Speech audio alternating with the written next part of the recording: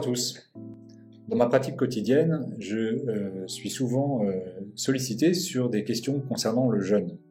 Alors, on me pose pas mal de questions depuis le live avec Imen concernant la pratique du jeûne pour les femmes. Est-elle contre-indiquée? Y a-t-il des problèmes souvent évoqués? Est-ce qu'il y a une différence entre la pratique du jeûne pour les hommes et pour les femmes? Je vais tenter d'y répondre très rapidement. D'abord, notez que non, il n'y a pas de différence dans la pratique du jeûne pour les hommes et les femmes. Les résultats sont les mêmes, les bienfaits santé sont les mêmes, donc ne vous préoccupez pas de savoir si vous allez obtenir plus de bénéfices si vous êtes un homme ou si vous êtes une femme. De manière générale, notez également qu'il n'y a pas de contre-indication à la pratique du jeûne, que vous soyez un homme ou une femme. Il y a en revanche des situations dans lesquelles la pratique du jeûne s'avère un peu plus délicate à tenir et sur lesquelles les résultats escomptés ne sont pas forcément au rendez-vous, ou en tout cas moins significatifs que dans d'autres situations. Quelles sont ces situations? Eh bien, d'abord, c'est la période de la puberté. C'est la raison pour laquelle je ne recommande pas l'utilisation ou la pratique du jeûne chez les adolescentes, tout simplement puisque à cette période, le corps met en place un certain nombre de mécanismes hormonaux et induit la production d'hormones très spécifiques qui pourraient compromettre, qui pourraient en tout cas être gênées par la pratique du jeûne. Une autre période un petit peu délicate sur laquelle le jeûne est plus difficile à tenir, ou en tout cas n'apporte pas les mêmes résultats, c'est la période préménopausale ou ménopausale. Effectivement, on s'aperçoit que, pour les mêmes raisons que la puberté, des modifications hormonales, notamment la chute des œstrogènes, entraînent des difficultés dans la gestion du jeûne. Pour ces deux périodes, je vous recommande avant tout de vous concentrer sur un régime bas en glucides, plutôt riche en graisse, et modéré, voire haut en protéines, de façon à apporter tous les nutriments dont votre corps a besoin.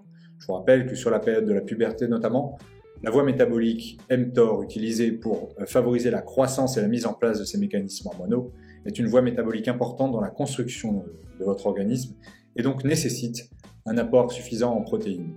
Le jeûne va à l'inverse de ces mécanismes-là. Une contre-indication formelle en revanche à la pratique du jeûne, c'est pour toutes les femmes ayant un IMC inférieur à 18,5, donc un indice de masse corporelle trop faible.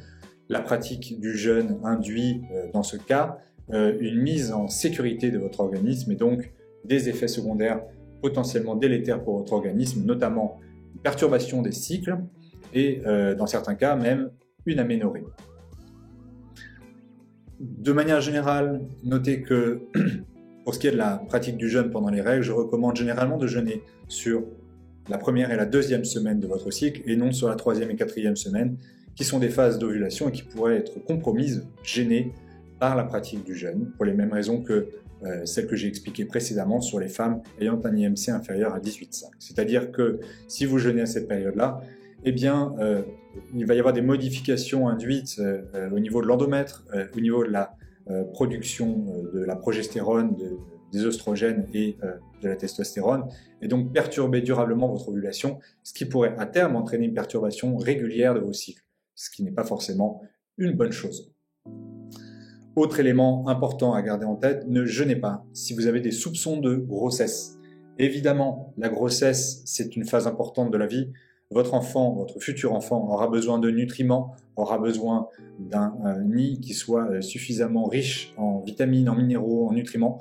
Donc il est essentiel de lui apporter tous ces éléments-là. Si vous avez des soupçons de grossesse, ne jeûnez pas pour des raisons bien évidentes de mise en sécurité de votre organisme, encore une fois.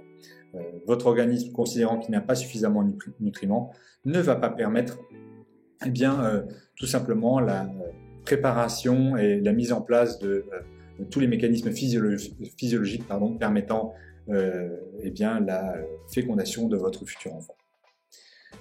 Dernier cas un peu particulier, ce sont les femmes souffrant d'hypothyroïdie. On s'est aperçu que le jeûne induit, je l'ai expliqué dans notre dernier live, une baisse drastique des niveaux de T3 et une augmentation de la T3 inverse.